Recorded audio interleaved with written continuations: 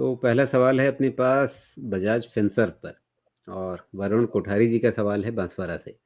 Bajaj finance पे कुछ समय पहले बात हुई थी। ये सवाल बजाज फिनसर्व पर है और वो जानना चाहते हैं कि बजाज फिनसर्व पे 1 साल के लिए आपका नज़रिया क्या है? ये नज़रिया खराब नहीं है 1 साल के हिसाब से, लेकिन प्रॉब्लम ये है कि शॉर्ट टर्म में क्या होगा पहले वो तो निपट लें। और शॉर्ट टर्म में अभी भी निपटना उसका कंप्लीट हो नहीं पाया है, बिकॉज़ अब इसका स्ट्रक्चर जितना नेगेटिव था उतना ही नेगेटिव बना हुआ है और अपने सारे डीएमए, सारे रिट्रेसमेंट सब कुछ बहुत दूर तक छोड़ के आया है। इसलिए वेट एंड वॉच ही बेहतर है और जब तक एक एटलीस्ट कहीं पे बॉटम फॉर्मेशन दिखे नहीं, मुझे लगता है कि इसमें कुछ भी करना जल्दबाजी है। अभी तक जो मेरा व्यू था, आई थिंक बजाज ग्रुप पे ही जो व्यू था फाइनेंशियल स्टैंड पॉइंट से, वो व्यू अभी भी सेम है। मैं इसमें बॉटम कहाँ बनेगा, बिल्कुल नहीं कहना चाहता, बिकॉज़ बॉटम बनने का भी तो कोई सीन दिख नहीं रहा है। इतना ज़रूर कह सकते हैं कि ये इसमें ट्रेन तो ऐसे चल रही है जैसे यहाँ मतलब दिल्ली से छोटी दुरंतो सीधे कानपुर रुकेगी, मतलब उसी हिसाब से चल रही है ये तो। तो वैसा ही है, अभी रुकेगा कि नहीं ये भी पता नहीं है, क्योंकि बहुत लंबे समय के बाद इतना लेकिन ये क्रैश कानपुर है कहाँ इसका? नहीं पता। अभी ऐसे सिचुएशन में कभी भी ना बॉटम प्रेडिक्ट नहीं करना चाहिए।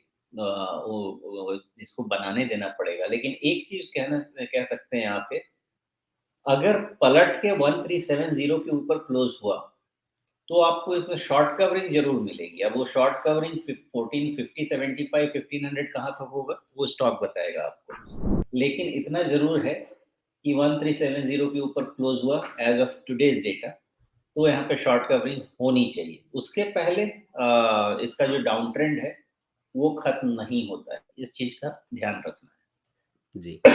अब देखिए आपकी वो बारीक नज़र जो है वो कहीं-कहीं पे कुछ खोज लेती है।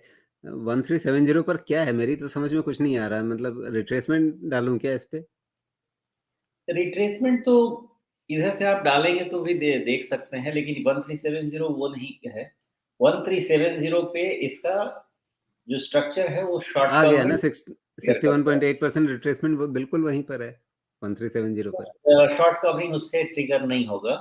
शॉर्ट कवरिंग इसलिए वहाँ से ट्रिगर होगा बिकॉज़ ये स्टॉक जो है ना बहुत ज़्यादा एक्सट्रीम ओवरसोल्ड ज़ोन में जा रहा है और 1370 के बाद इसका ओवरसोल्ड ज़ोन से निकलने की क्लैरिटी आ जाएगी और इसलिए वहाँ से रिकवरी आएगी। इसमें जो ये रिट्रेसमेंट है, ये डाउन टू अपसाइड का है, इससे हम शॉर्ट कवरिंग नहीं निकाल पाएँगे।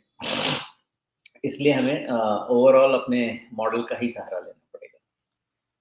जी। चलिए तो फिलहाल 1370 पे नज़र रखिए, अगर उसके ऊपर निकलेगा तो एक शॉर्ट कवरिंग निकलेगी। लेकिन वो शॉर्ट कवरिंग क्या इसके डाउन ट्रेंड को ख़त्म कर देगी या वो अभी और नीचे जाने का खतरा फिर भी बना रहेगा? नहीं, डाउन ट्रेंड खत्म होने का पक्का संकेत कहाँ पर मिलेगा?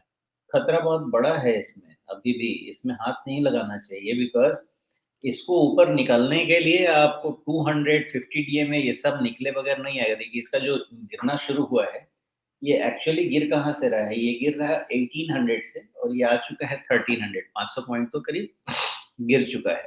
तो जी। यहाँ से 200-250 पॉइंट बढ़ भी जाएगा तो कोई बहुत इसमें कमाल तो हो नहीं जाएगा। उससे कोई अपसाइड आना गारंटीड नहीं हो जाएगा। हो सकता है कि उसमें वो लास्ट लेग वाला फॉल शुरू हो।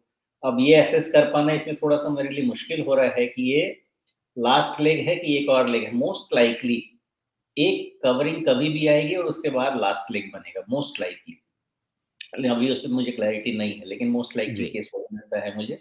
अभी चुपचाप इससे अलग रहिए, बॉटम जी। बनने दीजिए, उसके बाद देखेंगे। चलिए, तो वरुण जी ने ये तो साफ नहीं किया था कि उन्होंने खरीद रखा है या खरीदना चाहते हैं। तो फिलहाल अभी वरुण जी आपके लिए कुल मिलाकर निष्कर्ष यही है कि सोमेश जी बता रहे हैं कि फिलहाल अभी इस पे हाथ नहीं लगाना है अगर आप खरीदने की सोच रहे हैं।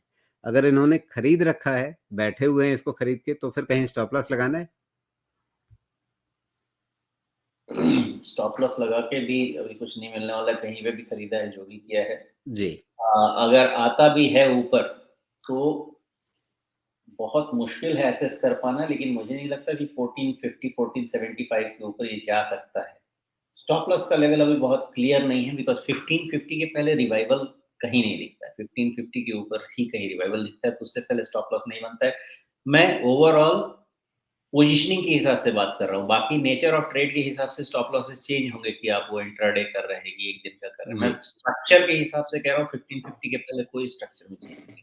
नहीं, मैं इस हिसाब से पूछ रहा हूँ कि अगर किसी ने लॉन्ग टर्म इन्वेस्टमेंट भी कर रखा हो, तो हुँ, कोई लेवल नीचे की ओर ऐसा है जिसके कटने पर आप कहेंगे कि नहीं अब लॉन्ग टर्म इन्वेस्टर्स भी इससे निकल जाएँ, अभी दिक्कत बढ़ने वाली है?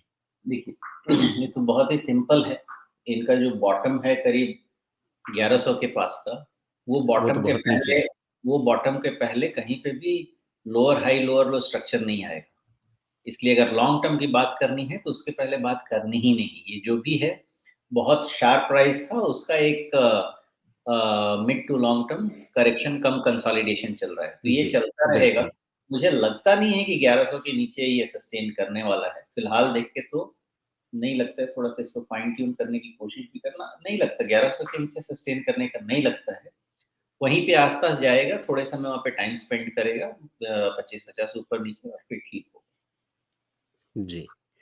चलिए, तो फिलहाल अगर खरीदने की सोच रहे हैं तो ज़रूर इंतज़ार कर लीजिए, लंबी अवधि के निवेशक हैं तो फिर अभी स्टेशन की मतलब 2 बड़े स्टेशनों के बीच में गाड़ी है, मतलब आप उतर भी नहीं पाएँगे, ऐसी स्थिति है। ऊपर सीधे 15-50 कह रहे हैं, नीचे सीधे 1100 कह रहे हैं, तो उसके बीच में आप मतलब इतनी चलती ट्रेन से तो उतर भी नहीं पाएँगे। ठीक है।